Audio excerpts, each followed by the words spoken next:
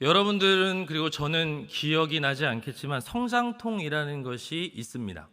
이 성장통이 뭔가 찾아보니까 성장기 아동에게서 기질적으로 이상이 없는데 나타나는 통증을 말하는데 대부분 하지, 다리 쪽 통증을 말한다고 합니다. 이 성장통의 원인에 대해서는 밝혀진 바가 없지만 주로 3세에서 12세 사이에서 발생을 하고 여자아이보다는 남자아이에게서 빈번하게 더 많이 나타난다고 합니다. 그래서 그런지 저희 집에 있는 아들이 가끔씩 무릎이 아프다, 종아리가 아프다 이렇게 얘기를 했습니다. 그래서 걱정돼서 제가 찾아본 내용이었거든요.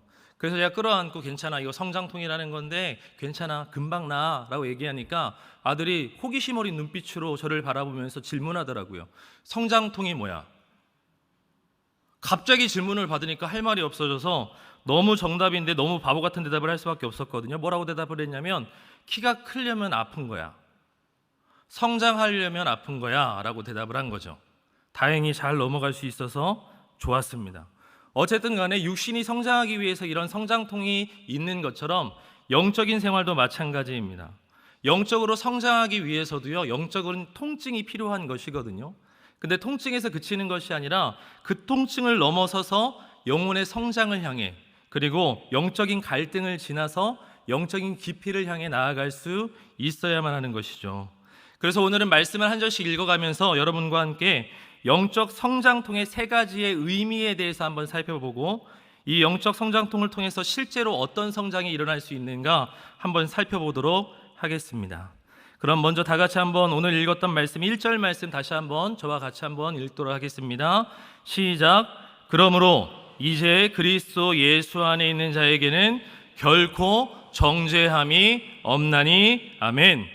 영적 성장통의 그 첫 번째 의미가 무엇이냐면, 오전에 제가 따라서 해보라고 하니까 발음이 좀 어려운 것 같아서 그냥 제가 혼자 하겠습니다. 영적인 성장통을 거치면 정죄함을 받지 않게 된다라는 거예요.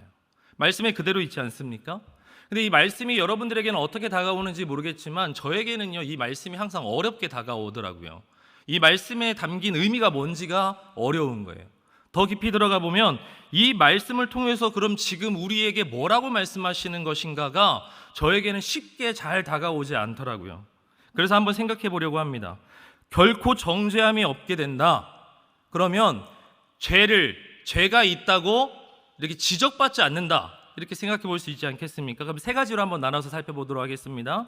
그럼 첫 번째로 예수 안에 있기만 하면, 성령 충만하기만 하면 죄를 안 짓도록 변화된다라는 뜻일까요?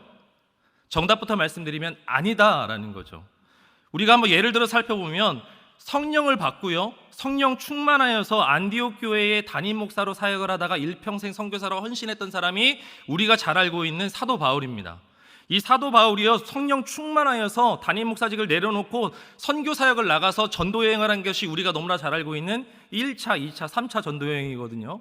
근데 이렇게 성령 충만했던 바울도요, 1차 전도여행과 2차 전도여행 사이에 이 자신의 은인이자 영적인 멘토였던 바나바와 다툼을 하고요, 그리고 자신을 따랐던, 하지만 육신의 연약함을 고백할 수밖에 없었던 마가에게 너무나도 매몰차게 대하는 바울의 모습을 우리가 볼 수가 있다는 거예요. 누가 보아도 성령 충만한 사람의 성품이라고는 볼 수 없는 성품이 바울에게서 드러난 거죠. 제가 지금 짧게 말씀을 드렸지만 이 제가 말씀드린 내용이 사도행전에 잘 기록이 되어져 있거든요. 사도행전을 통해서 그런데 하나님께서 우리에게 또 다른 것을 보여주시고자 하시는 것이 있는 거예요. 그것이 뭔가 하니까 성령 충만함이라는 것과 인간의 연약함이라는 것은요, 공존할 수 있다는 거예요. 우리 인간의 몸에, 우리 안에 성령 충만함이 들어왔지만 인간의 연약함 또한 있을 수 있겠다라는 거죠. 한번 살펴볼까요? 우리 너무 연약하지 않습니까? 그래서 회개하고 뒤돌아서면 똑같은 죄를 또 범하고 있지 않습니까? 안목의 정욕으로 또 여러 가지 생각과 마음으로 죄를 범한단 말이죠. 항상 넘어지고 쓰러집니다. 그런데 그렇게 연약한 우리라고 해서 성령 충만할 수 없는 것은 아니라고 말씀을 드리고 있는 거예요. 그러니까 정리하면 결코 정죄함이 없다는 말씀은 우리가 완벽해지거나 무오해진다라는 뜻은 아니다 하고 넘어가 보도록 하겠습니다. 두 번째로, 그러면 우리가 연약하기 때문에 죄를 지을 수는 있지만 죄를 지어도 그 죄에 대한 가책이나 힘듦을 느끼지 않는다라고 이해하면 될까요? 아니라는 거죠. 이렇게 말씀 이해하면요, 이 말씀 점점 더 어려워집니다. 왜냐하면 사람이 잘못하고도요, 양심의 가책을 느끼지 못하거나 스스로가 어려운 마음을 갖지 않으면 그건 비정상적인 사람입니다. 아주 큰 문제가 있는 사람이죠. 사도 바울도요, 아마 만약에 바나바와 싸우고 마가에게 매몰차게 대하고 난 다음에 뭔가 그 마음 가운데 가책이 없었다면 성경의 기록이 이렇게 됐을 거예요. 바울은 인성에 심각한 문제가 있었더라. 하지만 그런 기록이 없지 않습니까? 사도행전과 바울 서신을 통해서 우리에게 하나님께서 뭘 보여주시냐면, 바울에게도요, 성령님의 안에 계심으로 인해서 양심의 가책을 받게 되고 일정 시간이 흐른 뒤에 마가를 다시 부릅니다. 그리고 자신의 실수를 인정하게까지도 만들죠. 그러니까 이 두 번째도 아니다라는 거죠. 그럼 한번 우리가 생각해 봐야 되는 것은 결코 정죄함이 없다라는 말씀의 의미가 진짜 뭐냐는 거예요.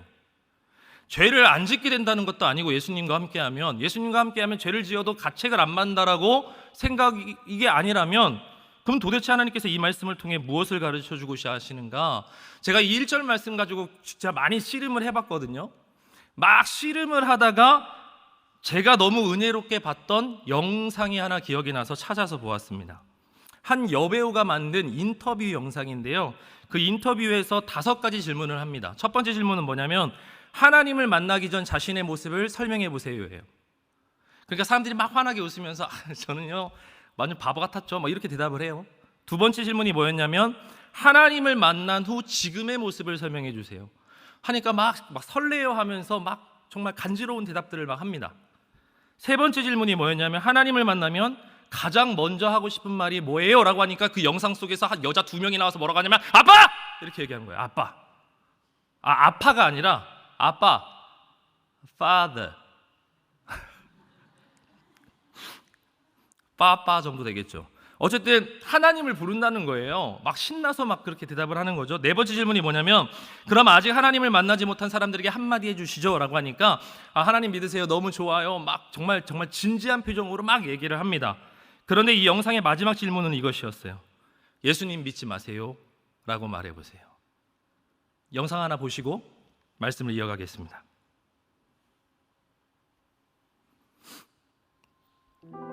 앞에 조명 살짝만 꺼주세요.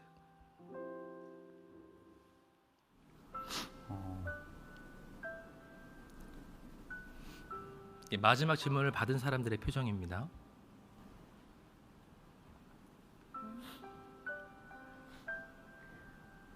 왜요?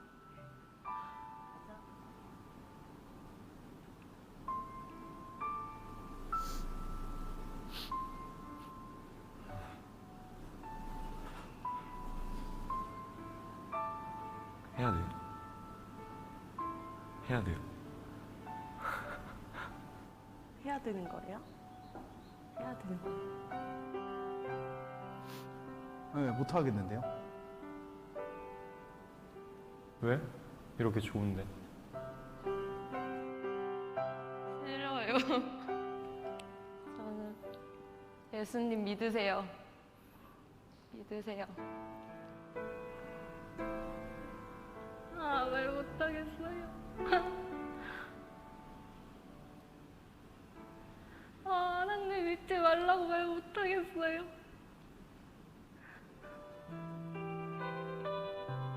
사랑하는 사람은 서로 닮아간다고 합니다. 당신을 통해 하나님의 모습을 봅니다. 마지막 멘트가 이거지 않습니까? 사랑하는 사람은 서로 닮아간다는 거예요. 그리고 당신을 통해 하나님의 모습을 본다는 거죠. 하나님을 사랑하니까 하나님을 닮아가는 거예요. 그래서 하나님에 대해서 이야기를 해보고 하나님을 만난 내 모습에 대해서 설명해보라고 하면 모두가 다 막 설레이는 표정을 짓고, 아무리 간지러운 말을 한다고 해도 우리가 그 영상을 보면서 막 간지러워 못 보겠어 하는 게 아니라 그치 하면서 공감대가 형성되지 않습니까? 마지막 5번째 질문을 들었을 때 처음에 좀 작아서 안 들렸을 텐데, 왜요? 라고 시작이 됩니다. 싫어요. 전 하나님 믿으라고 할 거예요. 이 모든 것들이 우리에게 공감이 되지 않습니까? 그러니까 왜 활짝 웃고 있는 건지, 왜 저렇게 울어야만 하는 건지 우리 모두에게 다 공감이 된다고요. 사랑하면 닮고 싶은 거고, 내가 위에 있든 아래에 있든 사랑하는 사람이 더 많이 사랑하고 먼저 사랑한 사람이 그와 닮아가기 위해 노력한다라는 거예요. 그러니까 우리가 오늘 본문의 3절에 기록된 말씀이 이해가 되는 것이거든요. 믿음으로 받아들일 수가 있다라고요. 제가 3절 말씀 읽어드리겠습니다. 율법이 육신으로 말미암아 연약하여 할 수 없는 그것을, 율법이 육신으로 말미암아 우리가 연약하여 할 수 없는 그것을 하나님은 하시나니 곧 죄로 말미암아 자기 아들을 죄 있는 육신의 모양으로 보내요. 죄 있는 육신의 모양으로 보내어 육신의 죄를 정하사 다 씌우셨다는 거예요. 전 여기서 가장 은혜가 되는 구절이 죄 있는 육신의 모양으로 보내주셨다라는 거예요. 하나님이 우리를 너무 사랑하셔서 예수님을 보내어주시고 십자가에 지게 하셨는데 단순히 십자가에 진 것으로 끝나는 것이 아니고요, 이 말씀을 토대로 히브리서 4장의 말씀을 제가 간단하게 말씀을 드리면요, 예수 그리스도는 인간과 똑같은 연약함과 유혹을 다 당하셨는데 단 한 가지만 안 했다고 기록이 되어 있는 거예요. 죄만 짓지 않았다는 거죠. 그러니까 죄로 인해 넘어갈 수 있는 위험천만한 일을 하나님께서, 예수님께서 우리와 똑같이 당해주시고 우리를 사랑하셨기 때문에 그 일을 했다라고 우리에게 보여주고 계시다라는 거예요. 누군가가 저에게 예수님에 대해서 정의해 보세요라고 한다면 제가 이렇게 한번 정의를 해봤거든요. 하나님을 사랑하기는 사랑하는데 그게 진짜인데 내 사랑의 마음은 정말인데 성숙한 신앙을 갖지 못해서 우리의 연약함과 부족함으로 날마다 넘어지는 나를, 우리를 이해하시는 분이십니다 라고 정의를 내려본 거예요. 그러니까 우리의 모든 연약함과 우리의 부족함을 다 아실 뿐만 아니라 이해하실 뿐만 아니라 우리를 너무 사랑하시니까 그 죄를 다 덮어주시고 거기서 끝나는 게 아니고 모든 죄를 다 가지고 가서 십자가 위에 달려주시사 모든 죄를 다 속하여 주신 것이 예수님의 사랑이라는 거예요. 그러니까 결코 정죄함이 없나니라는 말씀은 어떤 의미인고 하니까 죄를 지으면 고통이 있습니다. 잘못하면 아픔도 있고 슬픔도 있을 수가 있죠. 당연한 거예요. 하지만 그 어떤 순간이라 할지라도 우리 예수님이 우리 혼자 내버려 두시지 않는다라고 약속하신다는 거예요. 사랑하니까 정죄만 하시는 분이 아니라 우리의 연약함을 다 이해하시고 그대로 내버려 두지 않고 더 좋은 자리로 끌어가려고 하시는 것, 그것을 말한다라는 거예요. 며칠 되지 않았죠. 우리 교회에서 성령 연합 부흥 성회를 할 때 이현길 목사님이 오셔서 말씀을 전해주셨어요. 얼마나 좋았는지 몰라요. 제가 공부할 때 그분 책 보면서 공부했던 기억이 있거든요. 근데 그분이 그렇게 말씀을 하시더라고요. 설교의 서두에 하나님은 용서하는 하나님이 아니시라는 거예요. 그러니까 용서라는 것은요, 정죄가 되어야만 할 수 있는 게 용서라는 거죠. 그러니까 우리를 신문하시거나 정죄를 하는 분이 하나님이 아니시기 때문에 용서의 하나님이라고 부르기보다는 탕감이라는 표현을 쓴다, 이렇게 말씀을 하시더라고요. 그거예요. 우리가 예수님을 정확하게 알고요, 예수님이 나에게 어떤 분인지를 정확하게 이해하고 믿기만 하면요, 어떤 상황 속에서도 우리를 이해하고 계시는 예수님이 우리의 마음속에 온전히 믿어지게 되는 것이고요, 우리가 죄를 지을 때 한편으로는 모순된 두 가지 마음이 우리 마음에 공존하거든요. 첫 번째는 나 스스로에 대한 미움, 자책, 원망, 막 아픔이 있는데, 또 한편으로는 모순되는 것만 같은, 그럼에도 불구하고 그 순간에 우리의 마음을 이해하시고 받아주시고 괜찮다 말씀하시고 더 잘해보자 말씀하시는 하나님의 마음이 있다라는 거예요. 첫 번째 영적 성장통의 첫 번째 의미는 정죄를 받는 삶에서 이해를 받는 삶으로 바뀌게 된다라는 것에 있어요. 두 번째 말씀을 한번 읽었으면 좋겠는데 5절부터 8절까지 말씀 같이 한번 읽도록 하겠습니다. 5절부터 8절까지입니다. 한 목소리 읽겠습니다. 시작. 육신을 따르는 자는 육신의 일을, 영을 따르는 자는 영의 일을 생각하나니 육신의 생각은 사망이요 영의 생각은 생명과 평안이니라. 육신의 생각은 하나님과 원수가 되나니 이는 하나님의 법에 굴복하지 아니할 뿐 아니라 할 수도 없음이라. 육신에 있는 자들은 하나님을 기쁘시게 할 수 없느니라. 아멘. 영적 성장통의 그 두 번째 의미는 무엇이냐면 영적인 분별력을 갖추게 된다라는 것에 있어요. 영적인 분별력이요. 그러니까 지금 말씀드리고 있지 않습니까? 예수님을 믿고 사랑하는 사람들은 예수님이 무엇을 좋아하고 무엇을 싫어하는지를 알게 되는 것이거든요. 여기서 말하는 영적 분별력이 바로 그걸 말하는 거예요. 우리의 일상 속에서 영적으로 유익한 게 뭔지, 영적으로 해로운 게 뭔지를 분간할 수 있는 지혜가 이 영적인 분별력이라는 거예요. 제가 7절 말씀 한 부분만 다시 한번 읽어드려 볼게요. 육신의 생각은 하나님과 원수가 된다는 거예요. 육신의 생각, 여기서 말하는 육신이란 단어는요, 우리 바디, 육체를 말하는 게 아니고요, 하나님과 반대편에 서 있는 모든 걸 말하는 겁니다. 하나님과 대치하여 있는 모든 걸 말한다고요. 그러니까 7절 말씀을 정리해보면 이거예요.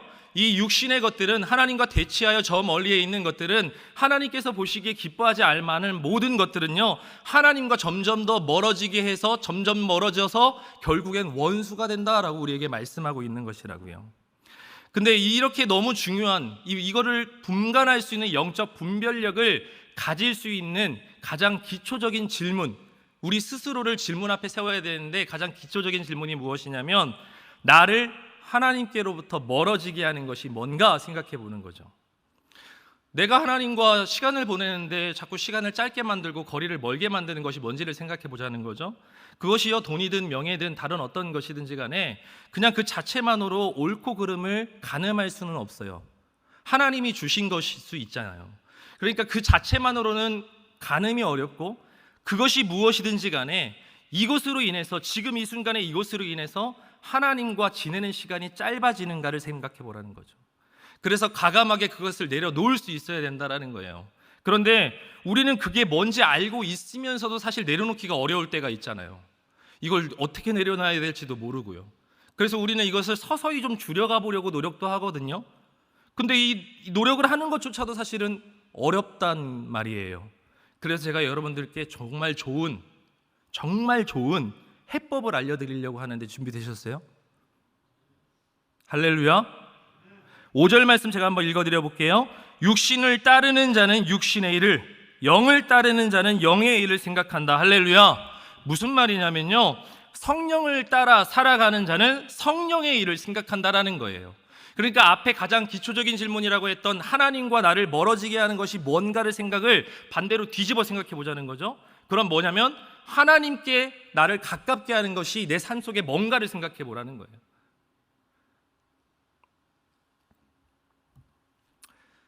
우리는 하나님께서 기뻐하시지 않는 것을 알고 있지만 그것을 행하고 있고, 그래서 너무 부족하고 연약함을 하나님께 고백함으로 인해서 하나님께 서는 것이 두려울 때가 있어요. 그런데 그런 분들에게 제가 꼭 말씀드리고 싶은 것은요, 죄가 묻은 죄 있는 상태 그대로 하나님께 나오시라는 거예요. 다 깨끗해지고 하나님께 나올 사람은 이 세상에 없습니다. 하나님 앞에서 해로운 것을 끊기가 어렵다면요, 먼저 하나님 앞에서 이로운 것을 선택해 보시라는 거예요. 말씀 앞에 나를 세우는 것, 하나님 앞에 나를 세우는 것, 예배의 자리에 나를 보내는 것, 구역 모임의 자리에 나를 보내는 것, 다시 한번 하나님과의 시간을 길게 잡아보는 것, 하나님이 기뻐하실 만한 것이 뭔지를 선택해서 그 길을 걸어가라는 거예요.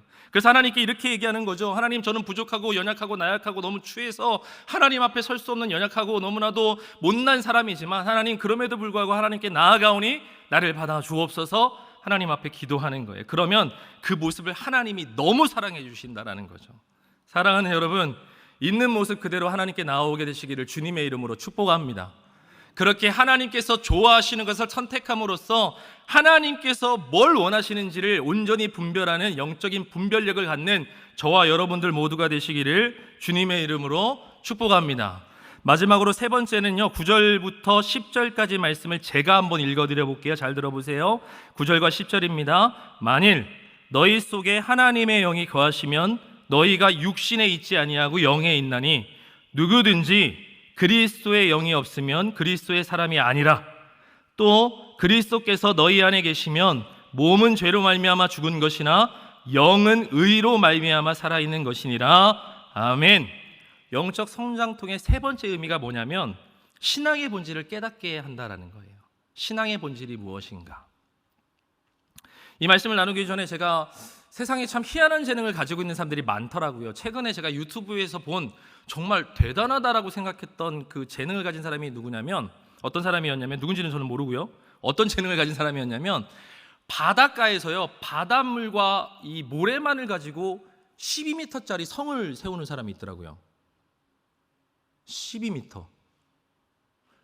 여러분 감이 여러분 두꺼봐 헌집 줄게 새집 다오 다 무너지지 않습니까? 아직도 인정 안 하시네. 저는 어릴 적에 이 두꺼봐 한 집 줄게 새 집 다오를 뭐라고 이해했었냐면 두꺼봐 한 집 줄게 새 집 다오 이건 줄 알았어요. 주여. 어쨌든 이 12m나 되는 어마어마한 성을요 모래만으로 쌓았다는 건 어마어마한 재능이지 않습니까? 대단한 사람이에요. 하지만 이 모래성의 특징은요 금방 허물어질 수밖에 없다는 거예요. 바람이 불고 바닷물이 오면 허물어질 수밖에 없는 거죠. 존재하지도 않았던 것처럼 그냥 흙으로 돌아가는 거예요. 인간처럼 말이죠. 하나님께서 말씀해 주시는 신앙의 본질이 뭔지 아세요? 창세기에서 흙으로 사람의 모양을 만드시고 루아우 하나님의 영을 불어넣으시죠. 호흡을 불어넣으셔서 우리가 사람이 된 거예요. 이거를 산수 수학 공식으로 말씀을 드려보면요 흙 플러스 하나님의 영은 사람이에요. 그럼 반대로 뒤집으면 사람 마이너스 하나님의 영은 뭐예요? 흙이에요. 이게 신앙의 정수입니다. 진리죠. 그러니까 우리 안에 하나님의 영이 거하지 않으면 그리스도의 사람이 아니라는 말은요 그냥 하나님의 사람이 아니다 이 정도가 아니라 사람이 아닌 거예요. 흙일 뿐인 거예요. 하나님의 영이 없으니까요. 신앙생활도 이와 같거든요. 신앙생활도요. 누구든지라고 구절 말씀에 되어 있어요. 누구든지 그리스도의 영이 없으면 그리스도의 사람이 아니라, 그러니까 누구든지 그게 목회자이든지 장로이든지 권사이든지 안수집사이든지 집사이든지 성도이든지 간에 관계없이 하나님의 영이 그 안에 있지 아니하면 사람이 아니라는 거예요. 그리스도의 사람이 될 수 없다라는 거죠. 사랑하는 여러분, 우리 하나님을 믿는 사람들이 지치는 이유는요 뭐 일이 많아서 사람들이 알아주지 않아서 인정받지 못해서가 아닙니다. 우리가 와르르 모래성처럼 무너져 버릴 때는 언제냐면 성령님이 알아주시는 그 음성을 우리가 듣지 못할 때죠. 성령님은 계속 말씀하시거든요. 잘했다 충성된 종이라고, 괜찮아 사랑하는 내 딸아 내 아들아 말씀해 주시는데 우리가 그 음성을 듣지 못할 때 우리는 와르르 무너지는 거예요. 우리가 신앙생활을 하고 있음에도 불구하고 사람들의 서운한 소리가 들릴 때마다, 상황의 어려움이 찾아올 때마다, 내 뜻대로 내 삶이 되지 않을 때마다 와르르 무너지는 모래성처럼 무너져 내리는 우리의 마음을 볼 수 있지 않습니까? 그런데 이와 반대로 그리스도의 영이 우리와 함께 하시면요, 물론 앞에서 보았듯이 바울도 성령 충만한 상태에서 인간의 연약한 모습을 드러내고 살아가긴 했지만 하나님이 함께 하시면 우리는 온전히 설 수 있음을 믿음으로 고백하게 되시기를 주님의 이름으로 축복합니다. 여러분들 오뚜기 아시죠? 오뚜기. 그 라면 오뚜기 말고 오뚜기. 요거 아시네요. 전 오뚜기를 보다가 큰 은혜를 받았던 기억이 있어요. 오뚜기를 툭 치면 한참 동안 딸랑거리면서 넘어질 듯 하다가 결국에는 제자리를 찾아서 서지 않습니까? 제가 어느 날인가 어디선가 어떤 아이가 굉장히 자기만한 크기의 오뚜기를 막 사정없이 때리는 걸 봤거든요. 거의 무슨 샌드백 치듯이 계속 때리더라고요. 그래서 제가 흥미롭게 여기고 지켜보고 있었어요. 저기 누가 이기나. 근데 아이가 결국에는 지쳐서 포기해서 가버리고 오뚜기는 막 정신없게 흔들다가 쓰더라고요. 근데 제가 그걸 보다가 막 은혜를 받아버렸어요. 영적인 그 인사이트를 얻었다고요.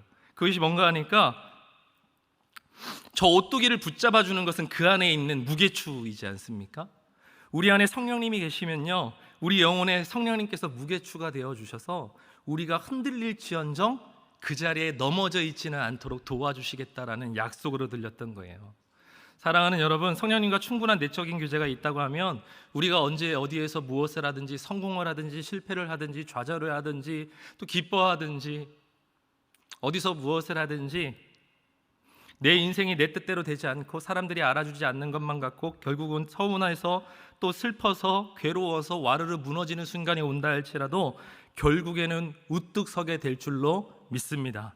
아무리 세상이 날 버린 것처럼 외롭다고 할지라도 온 세상이 나를 버려도 하나님은 나를 버리지 않는다라고 약속하시는 것처럼 내 인생이 내 뜻대로 잘 되지 않는 것만 같아도 사람이 마음으로 자기의 길을 계획할지라도 그 걸음을 인도하시는 이는 여호와이시니라 고백하며 살아가는 저와 여러분들이 될 줄로 믿습니다.